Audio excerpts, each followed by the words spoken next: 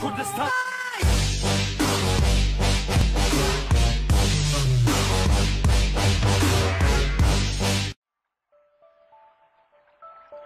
The Kurdish people have always been a struggling people. For as long as we can remember, the Kurds have fought for peace in a world full of war. During the years, many Kurdish leaders have fought for Kurdish rights and independence. Today we are going to talk about Mahmud Barzanji, also known as King of Kurdistan. Who was he and what is his story? Don't forget to leave a like, comment and to subscribe to our channel if you like our content and want to see more in the future. We also have a Twitter, Instagram and Facebook page that are awaiting your following. So look over the links in the description and help us grow, and we would really appreciate it. Now without further ado, let's go on to the video. To understand today's main character, we have to go through that time's political condition. The Ottoman Empire was a Muslim empire that had ruled in the area for 600 years. In 1914, the First World War started, a war which the Ottoman Empire eventually would lose. When the war was lost, the empire would be split up and mainly British but also other Western powers occupied most areas of the former empire. In the secret Sykes-Picot agreement between France and the United Kingdom, new borders were drawn up, and the British became the major winner in the negotiations, giving them the greatest mandate to shape the region based on their financial interests. A new country were formed. It was called Iraq. Previously, the British had control over both Baghdad and Basra, as well as the surrounding areas dominated by mainly Shia Muslims, with a Sunni Muslim minority. In 1921, the British added Iraq's first king, King Faisal I of Iraq. In a discussion that follows, the choice of king became a hot topic, since he actually belonged to the Hashim family in Jordan. At the same time, the British also had plans for the northern parts of the newly formed Iraqi country, mainly populated by Kurds. The first borders drawn by Iraq separated Kurds between Iraq and the remaining Ottoman Empire in the north. The areas in which the Kurds lived was difficult for the British to control, mostly because of the terrain and the environment that the Kurds themselves were used to.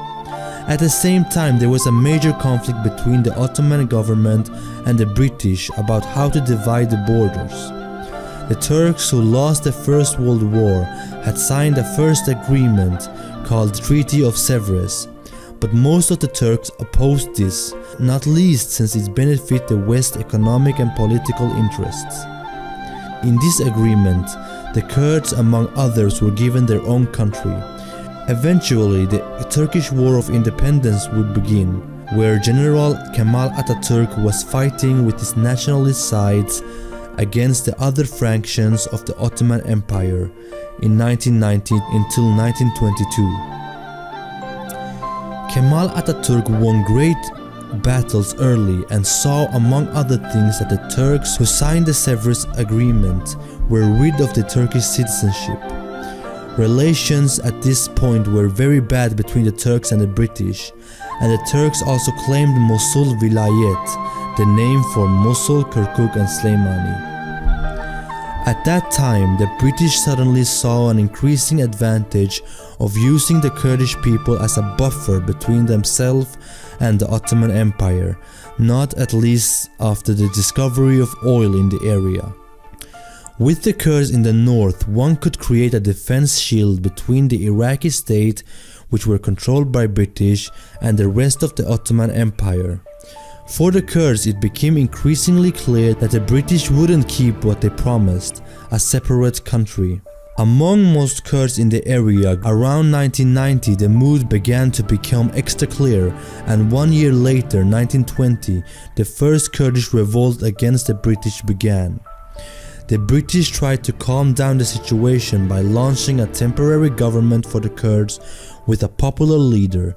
His name was Mahmud Barzanji, and he was now appointed governor of southern Kurdistan. Among the Kurds, he was very popular and famous, especially for his Kurdish ideas on how to achieve his independence from the British. The British, however, were confident that Barzanji would act in their interest to calm down the situation. But the ambitions of Mahmud were greater than that. He had great ambitions for both himself and the Kurdish people. Soon he declared himself king of Kurdistan and leader of all Kurds. But the ununity that was found among Kurds also created an opposition which called Barzanji for power-mad and a selfish ruler. The dialogue between the British and Barzanji was good at first, but it was interrupted quickly when Barzanji opposed British power by launching the first uprising against the British, and also by 1920 capturing the majority of British officials in Kurdistan. The fighting lasted for a few months between Kurdish troops and Britons before Barzanji was injured in the area between Kirkuk and Slemani. He was captured by British forces and sentenced to death. However, he was soon sent to India, where he was allowed to be detained for 2 years instead. At the same time, the Turks, with Ataturk as a leader, went victoriously out of conflicts with Greece. The eyes were directed towards Mosul, ruled by the Kurdish uprising but without any leader. A temporary leader had replaced Barzanji, and it happened to be his brother Sheikh Qadir. For the British, who felt threatened by the Turks in the north approaching Mosul, there was a great need to replace Barzanji with one who would benefit the British, and they had no confidence in Qadir. From the British camps, high-ranking men like Percy Cox and Winston Churchill discussed the possibility to put back Mahmud Barzanji from captivity. They would rather see him as a leader of Mosul than the Turks. Both Cox and Churchill knew that Barzanji was possibly the only option for a future stable region, but they also felt the growing frustration of the Kurdish side against the British government. For the Kurds, it became increasingly clear that Baghdad gained more power over the Kurds, and that the Kurdish areas of independence were increasingly included in the newly created Iraqi nation. Barzanji was released and again appointed to governor of southern Kurdistan. Later that year, in December 1922, Percy Cox negotiated the possibility for the Kurds to create their own government if they could create a constitution and agree with the demands the British had in force.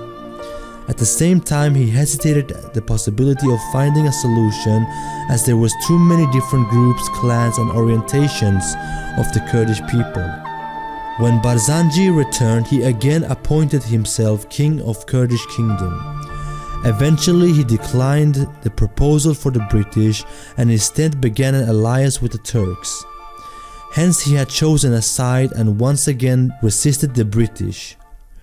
Early in 1923, Cox abandoned the proposal for Kurdish independence. Fights continued between the British and Kurds until 1932, when Royal Air Force and Iraqi troops, which were trained by the British, again caught Barzanji and took him to southern Iraq. Eventually, new negotiations for border lines began. Ataturk had become too strong to be ignored by the West. The new agreement was called Treaty of Lausanne and was written in 1923. This agreement established the modern Turkish borders, and the independence of the Kurds were forgotten. Barzanji spent a long time in captivity and was not released until 1941, when he returned to his hometown. Here he spent the remaining time with his family. Barzanji died in 1956 and is to many Kurds remembered as a fearless leader and fighter of the Kurdish people, not at least in Slemani, where he spent much of his struggle.